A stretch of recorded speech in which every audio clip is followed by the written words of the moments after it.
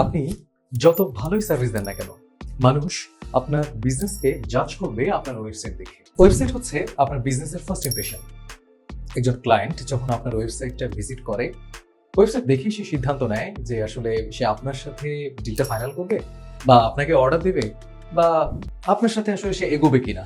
সে আসলে ওয়েবসাইটটা দেখে সিদ্ধান্ত নেয়। আপনার ওয়েবসাইট আপনার বিজনেস সম্পর্কে বেস্ট ইমপ্রেশন তখনই তৈরি করবে যদি সে ওয়েবসাইটটা আপনার বিজনেসটা রিসার্চ করে বানানো হয়, এবং একেবারে সে বিজনেস রিসার্চের উপর বেস করে একটা ভালো ইউআইএক্স ডিজাইন হবে। দেন সেটা একেবারে স্ক্র্যাচ থেকে মার্জ ট্যাগ দিয়ে ডেভেলপ করা হবে। এরপর সেটার লোডিং টাইম হবে একেবারেই কম। যারা আপনার ক্লায়েন্টরা যখন প্রথম ভিজিট করবে তাদের কাছে এটা গ্রাফিক্যালি দেখতে বেশ ভালোই লাগবে। তারপরে তো আসলে আপনার ওয়েবসাইটটা ফার্স্ট ইমপ্রেশনে বেস্ট ইমপ্রেশন তৈরি করতে পারবে, এবং সেই ওয়েবসাইটটা হবে একেবারে ইউনিক। আসলে একজন বিজনেসম্যানের কাছে তার বিজনেসটা হচ্ছে তার সন্তানের মতো। বিজনেস নিয়ে তার স্বপ্নটা থেকে বিশাল, কিন্তু ওয়েবসাইটের প্রসঙ্গ যখন আসে তখন বাজেট থাকে একেবারেই কম। তো স্বপ্নের বিশালতার সাথে ওয়েবসাইটের বাজেটটা আসলে খুব একটা মেলে না।